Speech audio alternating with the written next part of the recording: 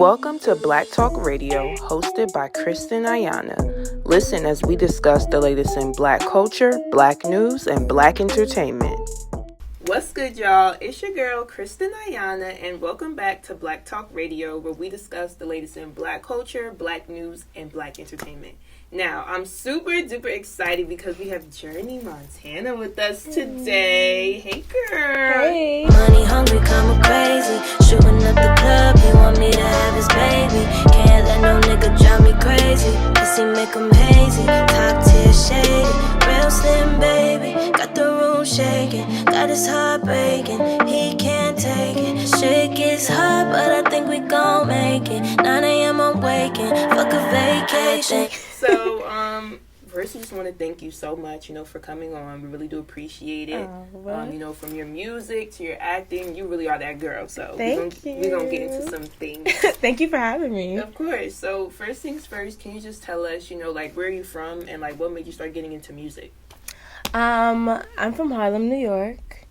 And, I don't know, I've always kind of been into music forever. I think my parents are both in the music industry, so I kind of grew up around it. Growing up in the studio, being that 2-year-old, just watching everything go down, it kind of stuck with me.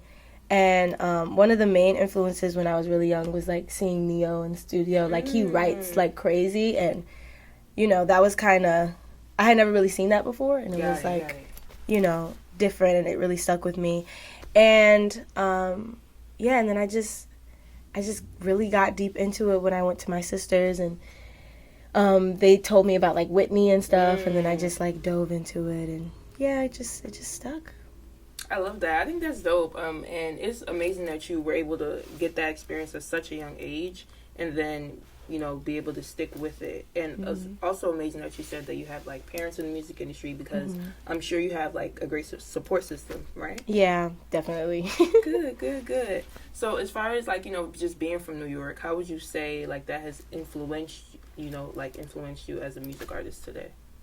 It's influenced me a lot. I feel the main reason why I can be myself unapologetically is because I grew up around so much creaty, and it's so artistic in Harlem, and everybody is very expressive with their style, and the type of music that they listen to, and even the blasting bachata across the street. I live in Spanish Harlem, so it's very exciting, and it's a lot going on, and people are kind of doing what they want and having their own style, and like I said, very expressive. So it was nice to have that openness around, and non-judgmental type of energy.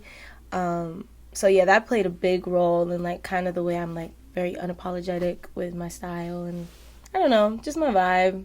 No, I like that. I think that's dope. I had a guest came on before, and she was from the Bay, and then she moved to Harlem. So, and she also talked about that, you get all these different cultures, and it really helps you be a well-rounded person. So I think that's amazing for sure. Now, as far as the New York scene music wise, it's going crazy right now. It is. So who are some artists, or some of your peers that you really have been vibing with? I know we had Breezy here a couple weeks ago. I know you've been hanging out with Fergie Baby. Yeah. Dope. So just talk to us a little bit about that. Yeah, it's so much music and talent coming out of the city right now. It's crazy. Yeah, shout out to Breezy. Shout out to Nia Monet. Shout out to Serena Smart. I'm gonna have her next week. Yeah, that's the R&B girlies. Right. We love it. Fergie Baby, he's killing it right now.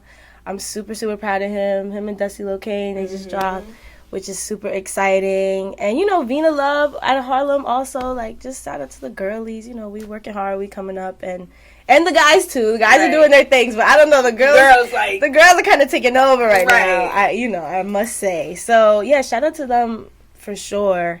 And Connie Diamond. Shout out to Connie Diamond. She's dope.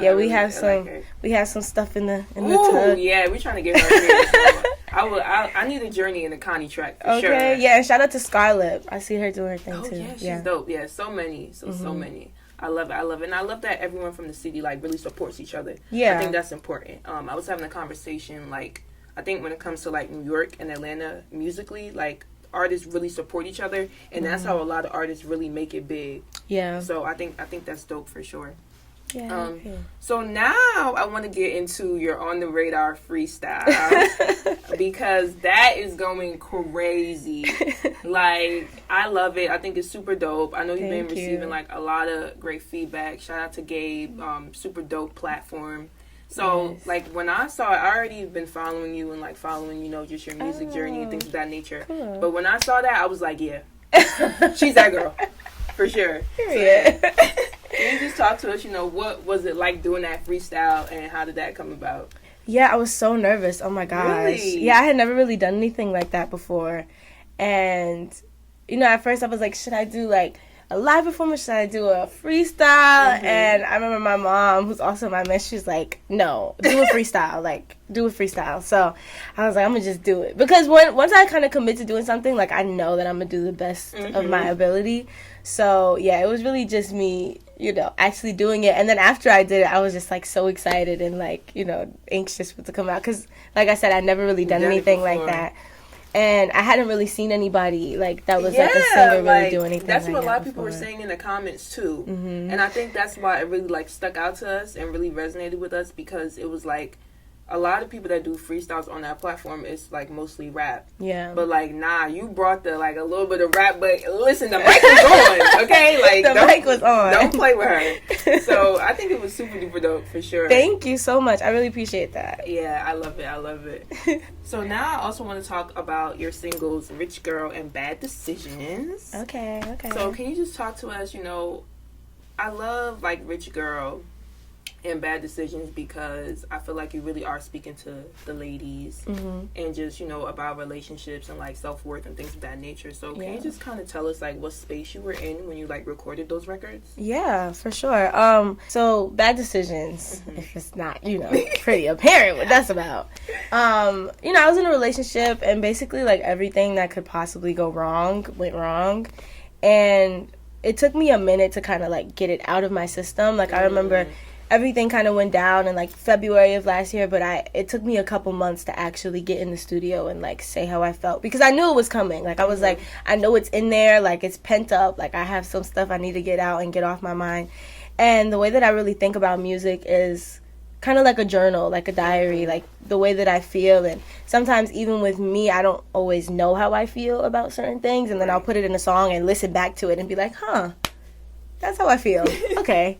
You know, it's almost like I know a lot of people say this, but like therapy type of vibe. But like it's therapy in the way where I can listen to it back and like actually almost have a conversation with myself. And like, you know, it's kind of different. You can't really hear yourself all the time, you know, hear yourself speak. So when I'm putting my feelings into a song, I can like digest it a little bit differently. So that was kind of what Bad Decisions was. It was me, you know, putting my feelings out and really living with them and processing them. And then with Rich Girl, I was just like coming back. I kind of recorded those in that order too. Like Rich Girl came after, and it was like, let me bounce back. Like, let me get it together. Like, you know, let me up my standards. Let me up the value, up the price. Like, you know, almost being in a headspace like that's never happening again. Right. Lesson learned. Now let's move on. And yeah, just like, and the song's like a manifestation song. Like I was listening to this song Rich Girl by Gwen Stefani, and I was just like, if I was a rich girl, I am a rich girl. What do you mean? Right. You know, so, you know, that's kind of also like where the manifestation side of it is in. Like, even I had posted on TikTok and a couple people were like, oh, this is a manifestation song. I was like, yes, girl. Very much. So yeah, that's kind of where Rich Girl comes into play. It's like the get back and the other side of that, and like where do we go from there. So I love that. And I love that it also shows that, like, you know, you're processing your emotions. Because I always talk about, like, mental health. I'm big on mental health. And I just feel like, you know, for young people, especially for Black people, it is difficult to have those conversations about mental health or even, like, understand what we're feeling internally. So I'm glad that you know, have a way to get through what you're going through. And also, too, with, you know, Rich Girl, it shows that, okay, you could be in a situation, but, like, nothing lasts forever, right? You can always get out of that, and you can always heal from that. Exactly. And it doesn't define you. Right. You know? Like, that bad stuff happened, but I'm still a bad bitch. Like, not too much. Right. Not Period. too much. I love it. I love it. So now I want to get into, you also are an actress. Yes. So, and a lot of, us and, even people on my team know you from All American. Mm-hmm. So, can you just talk to us about, when you started acting and, how that role came about for you? A lot of people don't know this, but I've been acting for a very long time. Like, maybe since I was about 9, that's when I got my first agent. And, I got into, like, a lot of training. Like, I've done a lot of, like, acting training and coaching and workshops and, like, everything you could think of. And, like, 2 years ago, I got a new agent. And we were just really, like, we need to book something. Let's book something. Let's really put our head down, because I was up for this other role and I needed to book something. So, and then I booked that, and it was super exciting. And I kind of, when I got the role, I read it, and I was like, oh, I got this. Like, and I know that sounds cliche, but, like, I read it, I was like, this is me, like, 100%. And I did it really quick in, like, a self-tape, and then I forgot about it, and then, like, 4 days later, they were like, we need you in LA, like, now. Where are you here? Where are you? I was like, I'm here. I'm coming. I'll be there in 4 hours. But, yeah, it was really quick and intense. And, like, at the time, I just turned 18, and I had never really done anything completely by myself. So it was really exciting and, like, scary and all of that, because I had to go to LA and stay there for a while, and I wasn't with really any family. So, it was a thing, but it was really fun, and everybody was super, super nice, and yeah, great I love vibes. that. I believe when you spoke on your On the Radar interview, you said that you shot during COVID, and how that experience was. Yeah. So you were also alone too. Yeah. Wow. I was alone also because of COVID, and, like, it was so crazy. I was going on set, and they were like, "Oh, I wish you had come earlier, because we would bring family on set," and but I couldn't bring anybody, so I was just, like, figuring it out. Like, I remember my first day, like, I freaked out, and I, like, went across the street, and, like, I had, like, a panic. I was like, I can't do this, because I was, like, by myself, and, I had came, like, really early. This is what happens. I came extra early my first day, and we were on location, so we weren't on the Warner Brothers lot, so I was just, like, in this random schoolyard, like, school, like, across the street from a school. And, they were running on time. They weren't running, early. So nobody was there except for, like, the drivers or something. I was like, hi, I'm looking for my trailer. And they were like, girl. It's not up yet. Like, I don't know what you're talking about. I don't know what you mean. And so I was like, oh, my gosh, like, I can't do this. So I went to, like, this juice place across the street. I called my best friend. I was like, I can't do this. Like, I have to go. She was like, you can do it. So then I went back, and then as soon as I came back, they were like, Journey, we're waiting for you.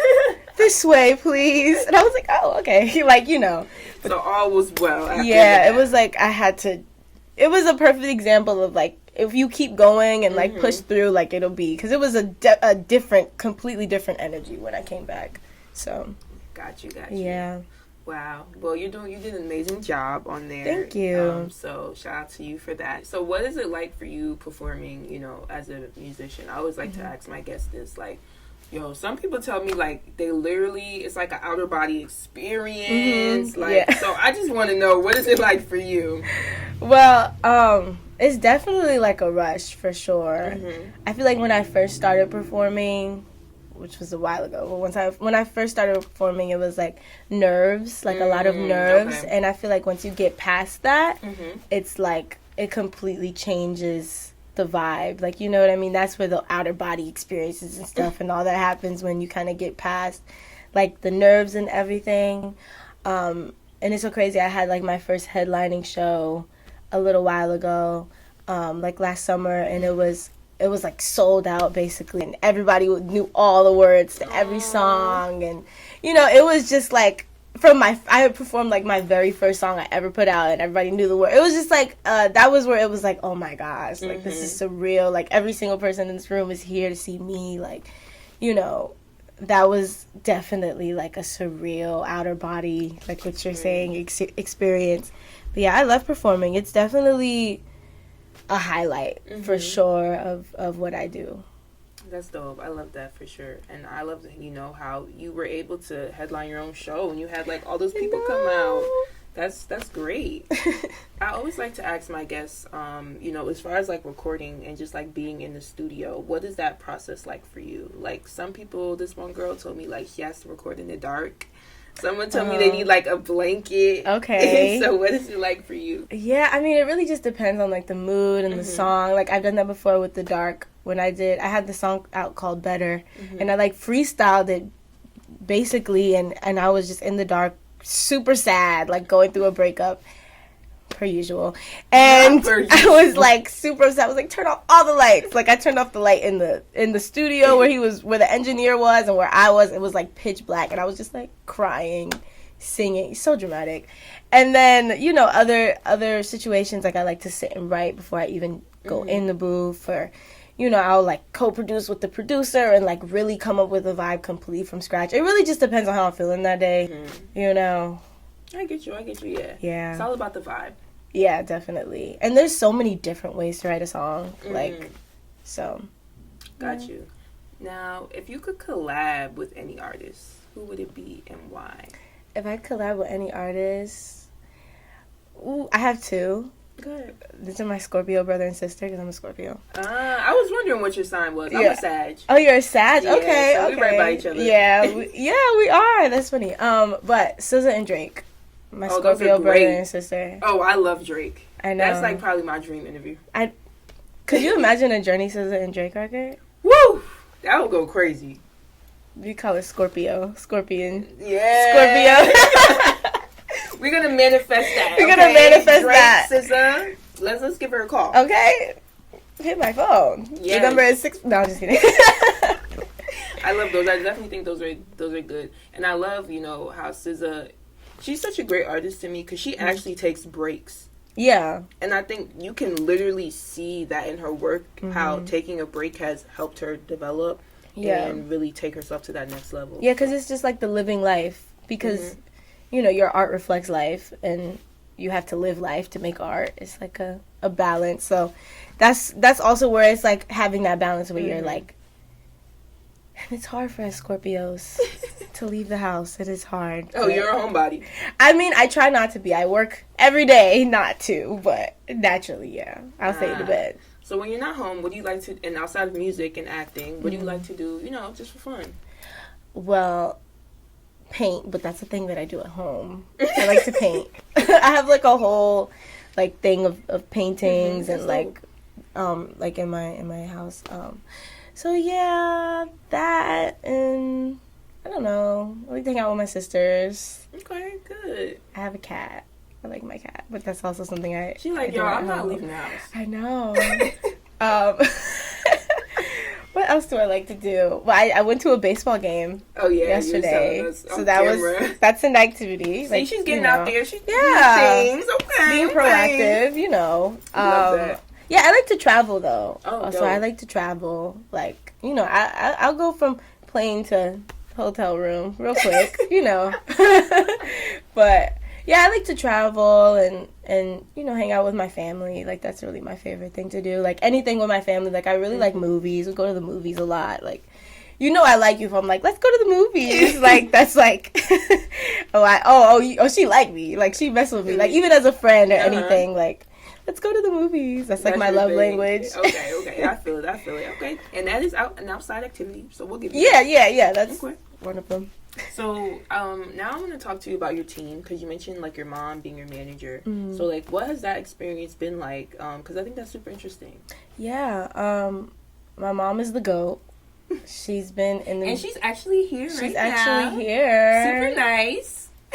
Don't do that. Don't be humble. But, yeah, my mom is the GOAT. She's been in the music industry before I was even thought of, or... an idea before I was an idea. She's been doing it, and I'm just super proud of her, and we've kind of built this up from the ground up. And I always say, like, name a better duo. Like, you can't, Right. Like, she's the best at what she does, and I feel like I'm the best at what I do, and put us together, and yeah, I love that. And honestly, like, it must be really good to know, like, you can have your mom as your manager, because there's already a certain level of trust and like loyalty there. So I think that's amazing. For sure. Yeah. I'm definitely blessed when definitely. it comes to that. For sure. So now my final question for you. If you could leave your supporters and fans with one thing to remember about you, what would it be and why? That I help them feel things and I help them work through things, and you know, I just uplifted them, inspired them. Like, my favorite thing to see is like when somebody's like, if you can do it, you showed me I can do it. I'm like, yes. You know, some people take that funny, but I'm like, yes. Like, right. If I can do it, you can do it. And that's kind of what I want to leave people with, and just inspiring people to just be their best selves. Because the thing is, I'm happy with what I do. And there's a lot of people that aren't happy with what they do.